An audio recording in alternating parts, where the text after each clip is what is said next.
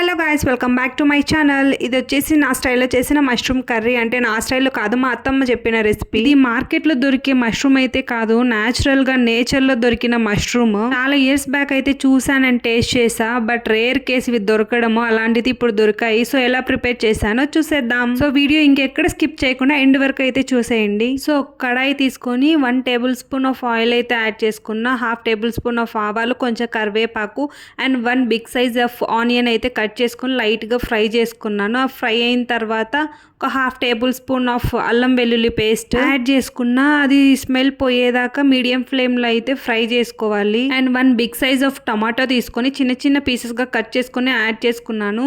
And దానికి తగినట్టు కొంచెం సాల్ట్ అయితే యాడ్ చేసుకున్నాను. ఫస్ట్లోనే సాల్ట్ యాడ్ చేసుకోవడం వల్ల తొందరగా అయితే ఫ్రై అవుతాయి టమోటా. మీడియం ఫ్లేమ్లో ఫ్రై చేసుకుంటే టేస్ట్ అనేది చాలా బాగుంటుంది. తర్వాత చిటికెడు పసుపు యాడ్ చేసుకున్న, తర్వాత 1/2 టేబుల్ స్పూన్ ఆఫ్ ధనియాల పొడి, 1/2 టేబుల్ స్పూన్ ఆఫ్ కారపొడి అండ్ మిరియాల పౌడర్ చిటికెడు అయితే యాడ్ చేసుకొని బాగా ఫ్రై చేసుకున్నాను. ఇట్లాంటి కర్రీస్కి మిరియాల పౌడర్ యాడ్ చేసుకోవడం వల్ల టేస్ట్ వేరే లెవెల్లో ఉంటుంది. మష్రూమ్స్ బాగా క్లీన్ చేసుకొని నాకు కావాల్సిన సైజులో అయితే కట్ చేసుకున్నాను. కింద పార్ట్ అండ్ పైన పార్ట్ అయితే సపరేట్ చేశాను. పైన ఫ్లవర్ పార్ట్ కొంచెం సెన్సిటివ్గా ఉంటుంది కాబట్టి తొందరగా ఫ్రై అవుతుందని లేట్గా యాడ్ చేసుకుంటున్నాను. కింద పార్ట్ ఫ్రై చేసేసుకున్నాను ఫస్ట్ వేసేసుకొని. మనకి మార్కెట్లో దొరికే మష్రూమ్స్ కన్నా న్యాచురల్గా దొరికే మష్రూమ్స్ టేస్ట్ ఒక లెవెల్లో ఉంటుంది. ఆ టేస్ట్ని కూడా ఎక్స్ప్రెస్ చేయలేము, అంత బాగుంటాయి. మీరు ఎప్పుడైనా న్యాచురల్గా దొరికే మష్రూమ్స్ టేస్ట్ చేసి ఉంటే ఎలా ఉందో టేస్ట్ అనేది let me know in the comment. So mushrooms boil అవ్వడానికి నాకు కావాల్సిన వాటర్ అయితే యాడ్ చేసుకున్నాను.